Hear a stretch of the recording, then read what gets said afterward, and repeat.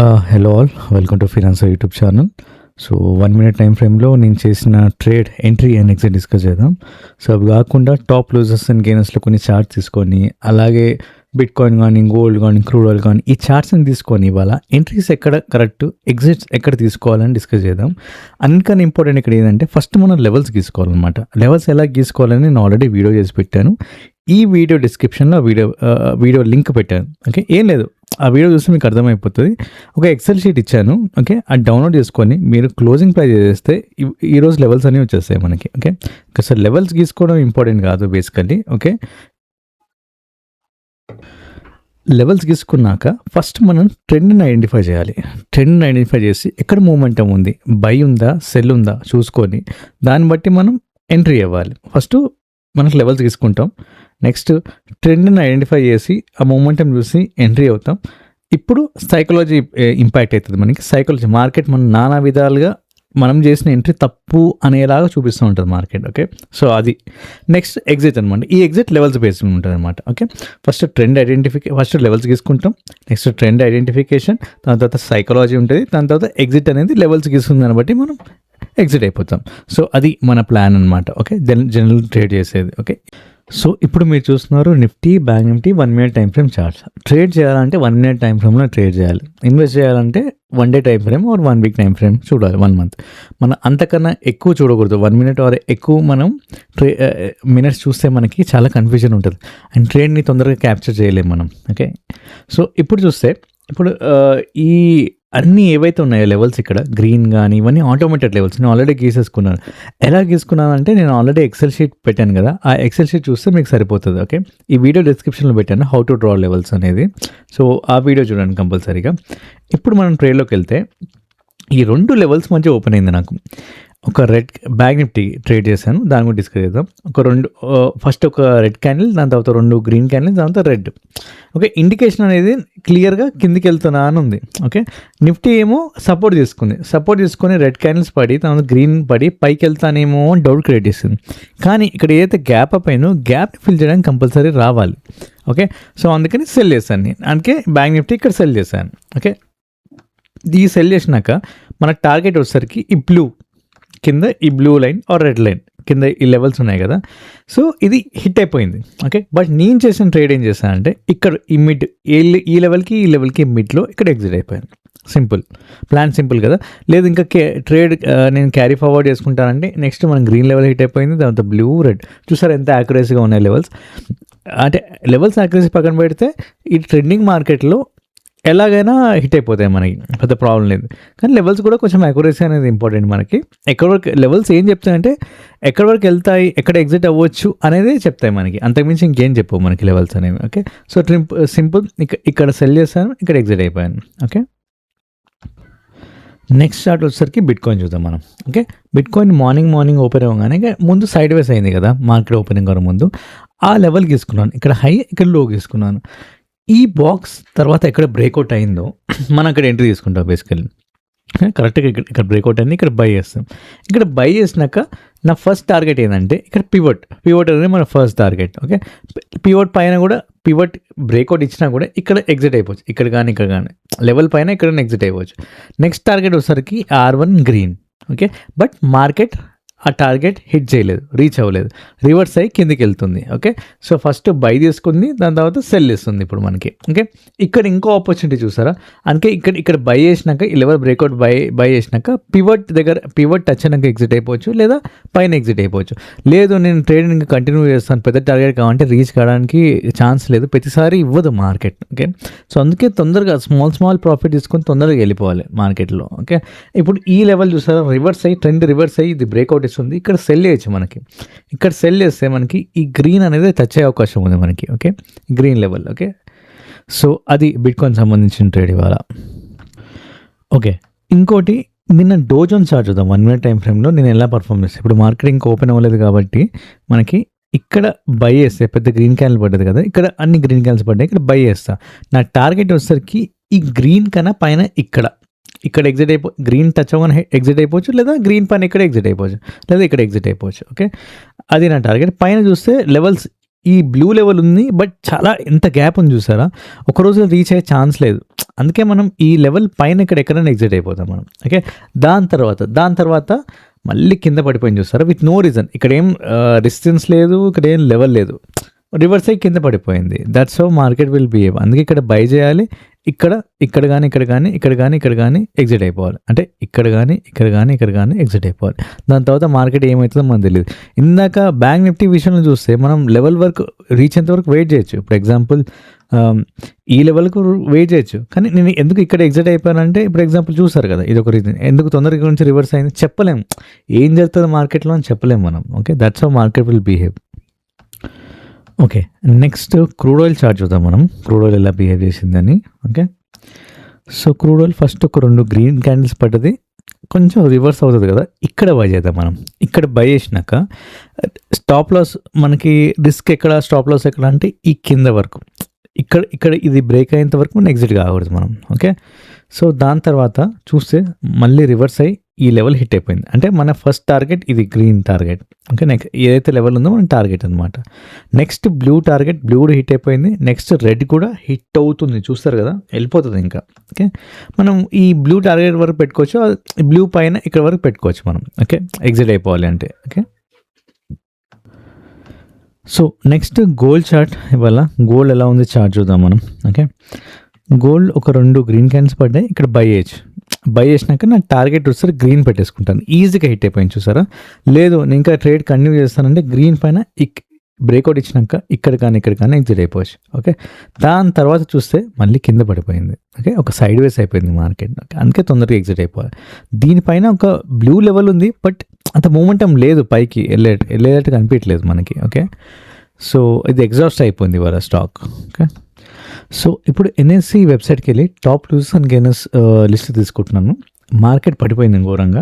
మనకు మార్కెట్ పడిందా పెరిగిందా మనకు అనవసరం, మన ట్రేడ్ ఎంట్రీ కరెక్ట్ ఉందా, ఎగ్జిట్ కరెక్ట్ ఉందా, మన లెవెల్స్ కరెక్ట్ ఉన్నాయా చూసుకోవడం అంతే. ఓకే, మార్కెట్ రేపు ఏమవుతుంది అని మనకు అనవసరం ఇప్పుడు. ఓకే, ఇప్పుడు ఏంటనేది అనవసరం, చార్ట్ ఏం చెప్తుంది అనేది. ఓకే, ఇప్పుడు లూజర్స్లో నేను ఒక 3 స్టాక్ తీసుకుందాం, చార్ట్స్ ఒక్కొక్కటి చూద్దాం ఎలా బిహేవ్ చేసినాయని. ఫస్ట్ ఇండికో చార్ట్ తీసుకుందాం, నెక్స్ట్ అల్ట్రా సిమెంట్ తీసుకుందాం, తర్వాత M&M తీసుకుందాం. ఓకే,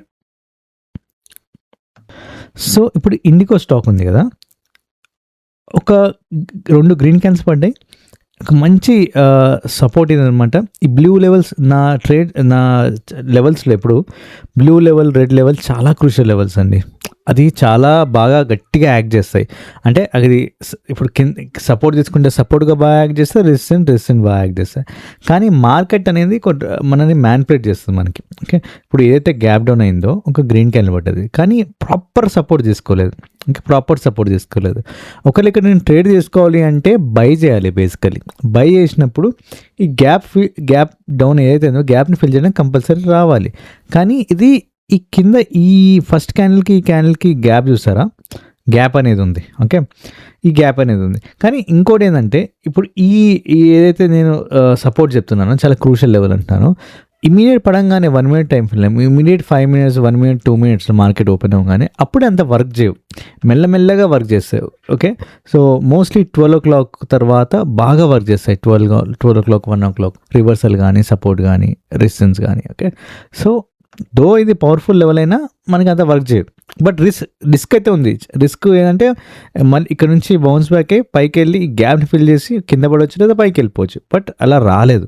ఓకే, సో ఇట్లాంటి పరిస్థితుల్లో నేను ఏం చేస్తానంటే ఇక్కడ సెల్ చేస్తాను. బేసికలీ ఎందుకు సెల్ చేస్తానంటే ఇక్కడ ఫస్ట్ క్యాండిల్కి గ్యాప్ అనేది ఉంది కొంచెం, ఇది ఫిల్ చేయడానికి కిందికి వస్తుంది. సో ఇక్కడ అంటే నేను సెకండ్ క్యాండిల్ అప్పుడు సెల్ చేసేస్తాను మనకి. ఓకే, సెకండ్ క్యాండిల్లో థర్డ్ క్యాండిల్ బెస్ట్ అండి, ఒక థర్డ్ క్యాండిల్ కన్ఫర్మేషన్ వచ్చింది కదా, ఇక్కడ సెల్ చేయొచ్చు. థర్డ్ క్యాండిల్ ఫామ్ అయినాక సెల్ చేయొచ్చు.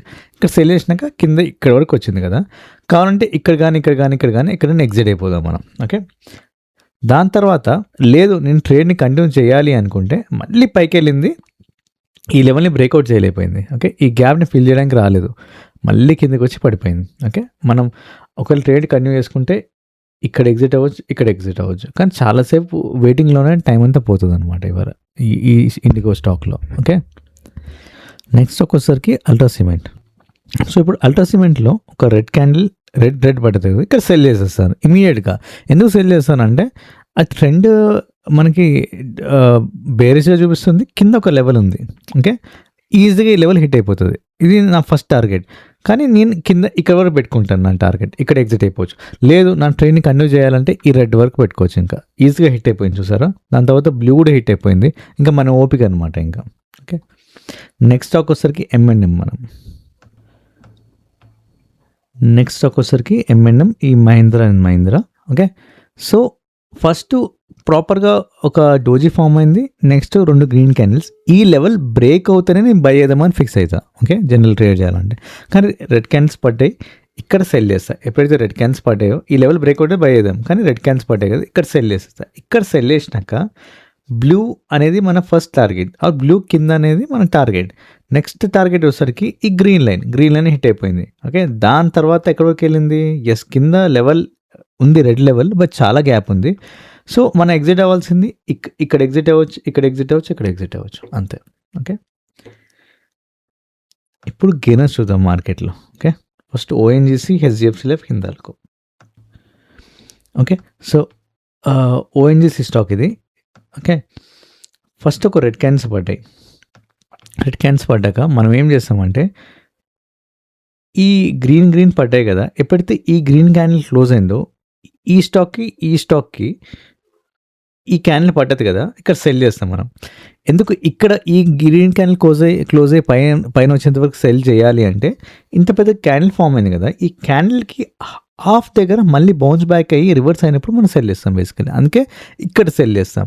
ఎందుకు సెల్ చేస్తాము? పైన ఈ లెవెల్ దూరంగా ఉంది, ఈ లెవెల్ దగ్గరగా ఉంది మనకి. ఓకే, అది మన లాజిక్ బేసికలీ. కానీ మార్కెట్ ఉంది చూసారా, ఇది సుప్రీం అనమాట, మనం చెప్పిన మాట వినదు. సో ఇక్కడ నేను సెల్ చేయగానే నా టార్గెట్ వచ్చేసరికి ఈ ఫస్ట్ క్యాండిల్ లో ఏదైతుందో ఇది నా టార్గెట్ రీచ్ అయిపోయింది.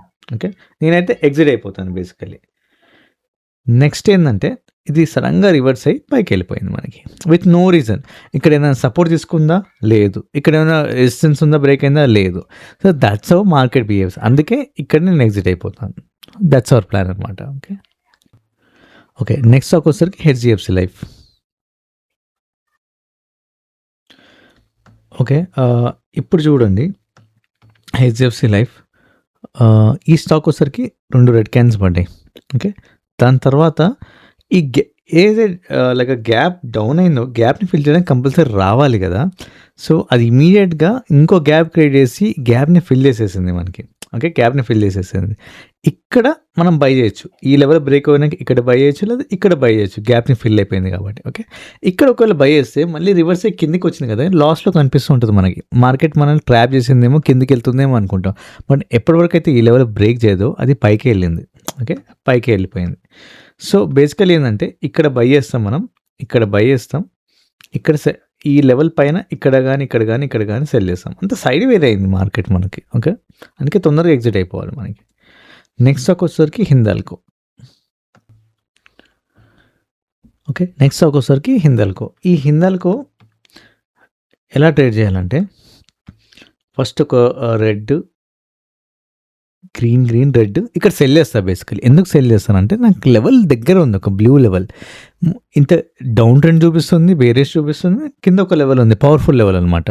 సో ఈజీగా ఇది అట్రాక్షన్గా మ్యాగ్నెటిక్ లెవెల్స్ కాబట్టి తొందరగా అట్రాక్ట్ చేసేస్తే వచ్చేసింది. సో అన్నట్టుగానే వచ్చేసేసింది చూసారా, అట్రాక్ట్ చేసింది బేసికలీ. అట్రాక్ట్ అనేది చేసింది ఇక్కడ బేసికలీ. సో ఇవి మ్యాగ్నెటిక్ లెవెల్స్ అంటారు. సో గోయింగ్ ఫార్వర్డ్ మన వీడియోస్లో డిస్కస్ చేద్దాం ఎట్లా పనిచేస్తాయి ఏందనేది. ఓకే, సో ఇక్కడ నుంచి మళ్ళీ రివర్స్ అయ్యి బైక్ వెళ్ళింది. ఇంకో ట్రేడ్ చేయొచ్చు, ఇక్కడ సెల్ చేయొచ్చు, ఇక్కడ ఎగ్జిట్ అయిపోవచ్చు. ఇంకో ట్రేడ్ రిస్క్ తీసుకోవాలి అంటే ఇక్కడ బై చేయొచ్చు. ఇక్కడ బై చేసినాక మనకు టార్గెట్ వచ్చేసరికి గ్రీన్ లేదు, ఇంకా పెద్ద టార్గెట్ కావాలి అంటే ఇక్కడ ఎగ్జిట్ అవ్వచ్చు, ఇక్కడ ఎగ్జిట్ అవ్వచ్చు. పెద్ద మూమెంటం వచ్చింది. ఓకే, సో బేసికలీ చూస్తారు కదా 1 minute టైం ఫ్రేమ్లో ఎంట్రీ ఎలా చేయాలి, ఎగ్జిట్ ఎలా చేయాలి అనేది. ఓకే, దాని మధ్యలో సైకాలజీ కూడా ఉంది. మార్కెట్ మనల్ని ట్రాప్ చేయడానికి చూస్తూ ఉంది చాలాసార్లు. అంటే వెళ్తూ ఉంటుంది, పైకి వెళ్తాను, బై చేస్తాం, సడన్గా కిందికి వస్తుంది, కానీ ఆ లెవెల్ బ్రేక్ కాదు, చాలామంది ఎగ్జిట్ అయిపోతారు, మళ్ళీ పైకి వెళ్ళిపోతుంది. సో ఇది సైకాలజీ అంటారు. ఓకే, ఫస్ట్ మనం లెవెల్స్ గీసుకోవాలి, దాని తర్వాత మూమెంటమ్ ఆర్ ట్రెండ్ని ఐడెంటిఫై చేయాలి, ఎంట్రీ అవ్వాలి.